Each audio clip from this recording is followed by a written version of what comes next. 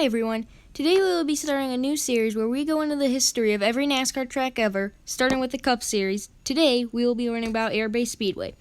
Now this track has been nicknamed NASCAR's Ghost Track because there's so little information on it, so I did the best I could with information, but it was kind of tough.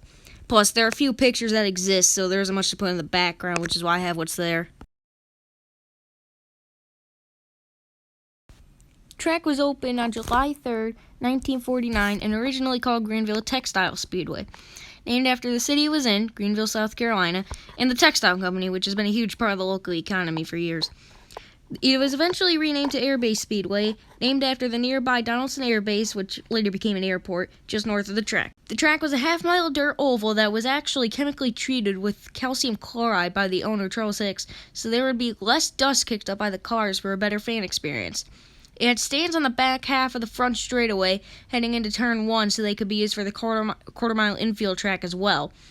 It also had lights, which was really rare for the time, so it was night races, which probably blew everyone's mind in the middle of the 20th century.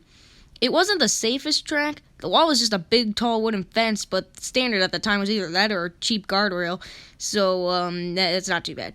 Now, this seems like a state-of-the-art track for the time, so how could this just disappear with no records of it anywhere? Well, the track, based off the few pictures that are shown, it doesn't look like it has any concessions. And eventually, Charles Hicks got fined $2,000 in September of 1951 after obtaining $2,000 under false pretenses. He said he owned the track fair and square, which he didn't. He had a lien on the track, so the creditors actually owned the track, and Charles Hicks couldn't sell or lease it. He was really just running the show and planning events. After losing the $2,000, which is about a little over $22,500 in today's money, that led to the demise of Airbase Speedway. Now you have some basic track information. Let's move on to a timeline. This timeline isn't really the greatest, but it is really all we have. They only really had one major event, being the NASCAR race. The track hosted motorcycle races and modified races in July 1949, and the track hosted these races all the way through the track's short lifetime. In 1950, the owner wanted to get a Grand National race at his track, which eventually became the Cup Series, but never got the race. Then in 1951, he tried again, and he got a day on the schedule, August 25th, 1951. Well, we'll come back to that in a second, but after that kind of fell apart. $2,000 fine happened about a month later, and the track hosted a few more races until sometime in 1952. Nobody knows exactly when in 1952, though.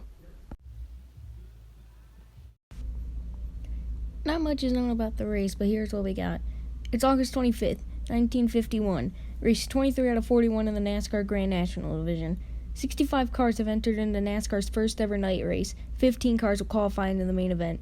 Jesse James Taylor won the pole position with an average speed of 53 miles per hour, which is terribly slow even for 1951. So much for being the South's fastest half-mile racetrack. The only other known starting position is Bob Flock. He started 6th. Anyway, that's all we know for qualifying, so here's what happened in the race. It was a 200-lap, 100-mile race. Jesse James Taylor led the first 6 laps, and then he got passed by Bob Flock.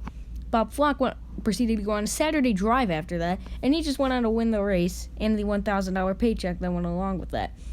Racing Reference says that only 5 drivers finished, so I'll just list those drivers here.